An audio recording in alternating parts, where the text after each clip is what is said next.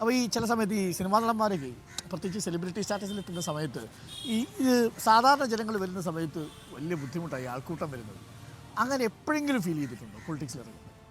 അല്ല, എനിക്ക് അങ്ങനെ ഒരു ഫീലിങ്ങേ ഉണ്ടായിട്ടില്ല. ഞാൻ എപ്പോഴും ഇറങ്ങിച്ചിരുന്നത് അത് ഓരോ ഘട്ടങ്ങളുണ്ട്. കുറേ നാൾ ഞാൻ സിനിമാ നടൻ മാത്രമായിരുന്നു.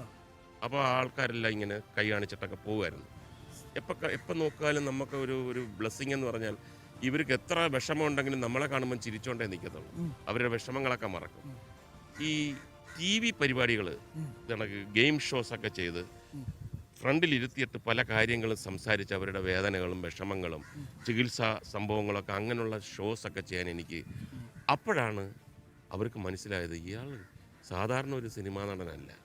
അപ്പോൾ ദൂരം കുറഞ്ഞ് നമ്മൾ എവിടെയെങ്കിലും ഷൂട്ടിങ് ചെല്ലുമ്പോഴത്തേക്ക് ബാക്കിയുള്ള ആൾക്കാരുടെ അടുത്തൊക്കെ പോകുന്നതിനെക്കാട്ടി കൂടുതൽ ആൾക്കാർ സാറേ ആ പ്രോഗ്രാം കണ്ടിട്ടോ, സാർ അത് ചികിത്സാ സഹായം വാങ്ങിച്ചു കൊടുത്തത് വലിയ ഞങ്ങൾ വിചാരിച്ചു. അപ്പോൾ അവർ വിചാരിച്ചിരിക്കുന്നത് സിനിമാ നടൻ വേറെ മനുഷ്യർ വേറെ. അപ്പം രാഷ്ട്രീയത്തിൽ കൂടെ വന്നപ്പോഴത്തേക്ക് ആ ഉണ്ടായിരുന്ന ഒരു ചെറിയ ബാരിയറും മാറ്റി. ഒരു കാര്യം നമ്മൾ സുരേഷ് ഗോപിയുടെ കാര്യം പറഞ്ഞു, നമുക്ക് അവിടെ അവസാനിപ്പിക്കാം. ഈ സുരേഷ് ഗോപി സംസാരിക്കുന്ന സമയത്തേക്ക് താങ്കൾക്ക് എന്തെങ്കിലും ഒരു അസ്വസ്ഥത തോന്നിയിട്ടുണ്ടോ? അതായത് താങ്കൾക്ക് അറിയാവുന്നൊരു സുരേഷ് ഗോപി ഉണ്ട്. അല്ല, എനിക്ക് ഈ രാഷ്ട്രീയ പ്രചരണത്തിൽ വരുന്ന സമയത്ത് പലപ്പോഴും അദ്ദേഹം കോൺഷ്യസ് അല്ലാതെ സംസാരിക്കുന്നതായിട്ട് തോന്നിയിട്ടുണ്ട്. അല്ല, എനിക്ക് പറയാനുള്ളത് കുറച്ച് എന്തോ വികാരം കൂടിയ ആളായിട്ടാണ് പണ്ട് മുതലേ തോന്നിയിട്ടുള്ളത്.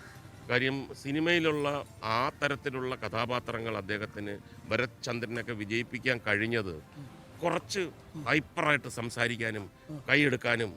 അപ്പം അത് അദ്ദേഹത്തിൻ്റെ ബോഡിയിലുണ്ട്, രക്തത്തിലുണ്ട്. അത് പ്രൊവോക്ക് ചെയ്യുന്ന പരിപാടികളാണ് അവരുടെ പാർട്ടിയിലുള്ളവർ പോലും ചെയ്യുന്നത്. മനസ്സിലായി. അത് മുതലെടുക്കുകയാണ്. എന്നിട്ട് ഇത് വീഡിയോ എടുത്തിട്ട് അവരുൾപ്പെടെ രസിക്കുകയാണ്. ഇതാ പുതിയത് വന്നിട്ടുണ്ട് കേട്ടോ എന്നൊക്കെ പറയുന്നത്. അത് ചെയ്യരുത്. അയാളൊരു നല്ല മനുഷ്യനുണ്ട്, മനുഷ്യ സ്നേഹിയുണ്ട്. നല്ല രീതിയിൽ നിന്ന് കഴിഞ്ഞാൽ അയാൾ പ്രകടിപ്പിച്ചിട്ടുണ്ട്. അയാളെ പ്രകോപിപ്പിക്കരുത് എന്നുള്ള ഒരു ആഗ്രഹമാണ് ആസ് എ ഫ്രണ്ട് വളരെ മെച്യൂറായിട്ടുള്ളൊരു സമീപനമാണ്. നമ്മൾ കുറ്റം പറയാനല്ല, പകരം അത് പാർട്ടിക്കാർക്ക് കൂടെ കൊടുത്തിരിക്കുന്ന ഒരു ഉപദേശമാണ്.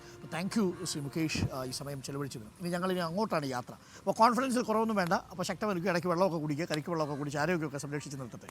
താങ്ക് യു ശ്രീ മുകേഷ് ഒപ്പം ചേർന്നതിന്. ഓക്കെ.